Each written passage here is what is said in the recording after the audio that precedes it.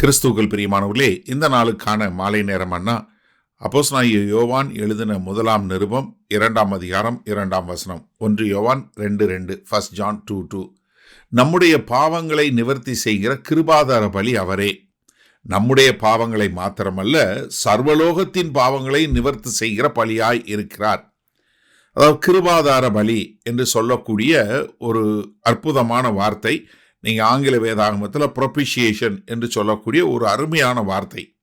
அதாவது என்னன்னா, நமக்காக அவர் கிருபையாக வந்து நம்முடைய பாவங்களுக்காக பலியானார் என்று சொல்லக்கூடியதா. இப்போ இயேசு கிறிஸ்து எதற்காக இந்த பூமிக்கு வந்தார்? ஏன்னா நம்முடைய பாவங்களிலிருந்து நம்மை மீட்டு நமக்கு ஒரு பரிசுத்த வாழ்க்கை கொடுக்க வேண்டும், நாம் தேவனோடு இசைந்து வாழ முடியும் என்று காட்டுவதற்காகத்தான் கர்த்தராகிய இயேசு கிறிஸ்து வந்து கல்வாரி சிலுவையில் மரித்தார். இதே பதம் நீங்கள் 1 யோவான் 4ஆவது அதிகாரம் 10ஆவது வசனம் சொல்லும்போது, நாம் தேவனிடத்தில் அன்பு கூர்ந்ததினால் அல்ல, அவர் நம்மிடத்தில் அன்பு கூர்ந்து நம்முடைய பாவங்களை நிவர்த்தி செய்கிற கிருபாதார பலியாக தம்முடைய குமாரனை அனுப்பினதினாலே அன்பு உண்டாயிருக்கிறது. எப்படி? அவர் தான் அந்த கிருபாதார பலியாக அனுப்பிச்சாரு. நம்ம எல்லாருக்கும் தெரிஞ்ச வசனம் யோவான் 1ஆவது அதிகாரம் 29ஆவது வசனத்தில் யோவான் ஸ்நானகன் பார்த்து சொல்றாரு, இதோ உலகத்தின் பாவத்தை சுமந்து தீர்க்கிற தேவ ஆட்டுக்குட்டி என்று சொல்லக்கூடியதா. அப்போ என்ன? கர்த்தராகிய இயேசு கிறிஸ்து எல்லா நம்முடைய பாவங்களுக்காக அவர் மரித்தார். இதை 2 கொரிந்தியர் 5ஆவது அதிகாரம் 21ஆவது வசனம் பாருங்க. நாம் அவருக்குள் தேவனுடைய நீதியாகும்படிக்கு பாவம் அறியாத அவரை நமக்காக பாவமாக்கினார். இது கிரேக்க மொழியில் 15 வார்த்தைகள் உள்ளதுன்னு சொல்லுவாங்க.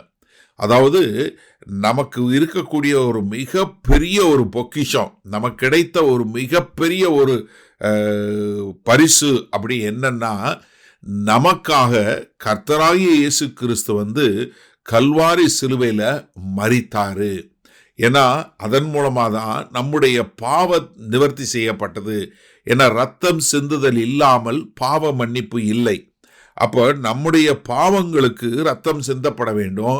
அது கர்த்தராகிய இயேசு கிறிஸ்து இந்த பூமிக்கு வந்து அவர் நம்முடைய பாவங்களுக்காக ரத்தம் சிந்தி அவர் மரித்தாரு.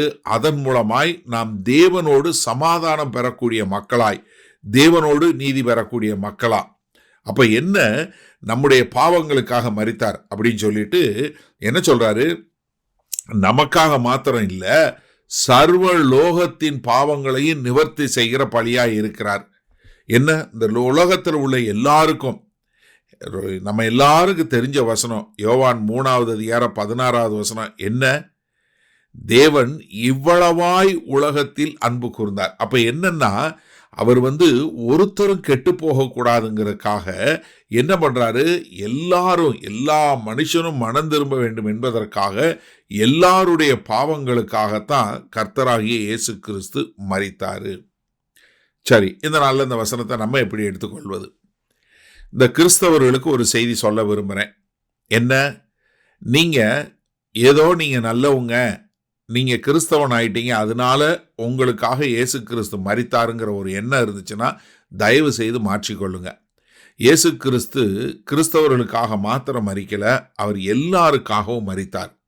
ஏன்னா எபேசியர் 2ஆவது அதிகாரத்தில் முதல் 3 வசனங்களை பார்க்கும்போது நமக்கு என்ன தெளிவாக தெரிகிறது?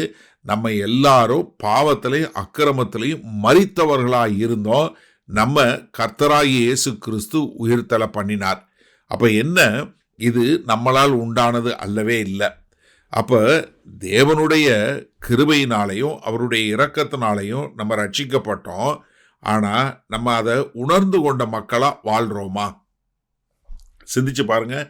நிறைய பேருக்கு என்னன்னா, இந்த உலகத்தில் உள்ள மக்கள் இல்லை பாவமான மக்கள் என்று சொல்கிறவங்களோட கலந்து கொள்வதே இல்லை. என்ன? அவங்க என்ன நினைக்கிறாங்க? ஐயோ, அவங்கெல்லாம் பாவிகள், யாருக்குங்க வைத்தியர் தேவை?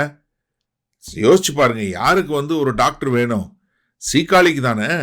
அப்போ ஒரு தேவனுடைய கிருபாதார பலி என்று அழைக்கக்கூடிய கர்த்தராகிய இயேசு கிறிஸ்து யாருக்கு வேணும்? பாவிகளுக்கு தானே. அப்போ எல்லா பாவிகளுக்காகவும் எல்லாருடைய பாவங்களுக்காக மரித்தாரே. அப்போ இயேசு கிறிஸ்து இந்த உலகத்தில் உள்ள அத்தனை பேருக்காக மரிச்சாருன்னா அதை அறிந்து கொண்ட நம்ம சும்மா இருக்க முடியுமா? நம்ம ஏதோ நமக்கு மட்டும் நடந்ததுன்னு சும்மா இருக்க முடியுமா? அப்ப நம்ம எப்படி பண்ணணும்? ஐயா, அக்கா, அம்மா, அண்ணே, தம்பி, தங்கச்சி எல்லாம் கேளுங்க, இயேசு கிறிஸ்து உங்களுக்காக மரித்தார் என்று சொல்லி நம்ம ஆண்டவரை அறியாத ஜனங்கள் எல்லாருக்கும் சொல்ல வேண்டியது நம்ம மேல விழுந்த கடமை இல்லையா? எனக்கு அருமையான சகோதரனை சகோதரியை சிந்தித்து பாருங்க. அப்ப நம்ம அந்த உலகத்தினுடைய பாவத்தை சுமந்து தீர்ப்பதற்காக கர்த்தர் வந்தார் என்கிற நற்செய்தியை நம்ம சொல்லாம இருக்க முடியுமா? வல்லபிதாவே, இந்த செய்தியை கேட்டுக்கொண்டிருக்கிற எனக்கு அருமையான சகோதர சகோதரி ஒவ்வொருவரும், நீர் இந்த பூமிக்கு வந்தது எல்லா மனிதருக்கும் மீட்பு உண்டாக வேண்டும், எல்லாருடைய பாவங்களுக்காக நீங்க கிருபாதார பலியாக வந்தீர் என்பதை நாங்கள் உணர்ந்து மற்றவர்களுக்கு உணர்த்துவிக்கிறவர்களாய் வாழ எங்களை ஒப்புக் கொடுக்கிறோம். இயேசு கிறிஸ்துவின் மூலம் பிதாவே, ஆமேன். கர்த்தர் உங்களை ஆசீர்வதிப்பாராக. நாம் நாளை காலை தினசரி தியானத்தில் சந்திப்போம். Good night.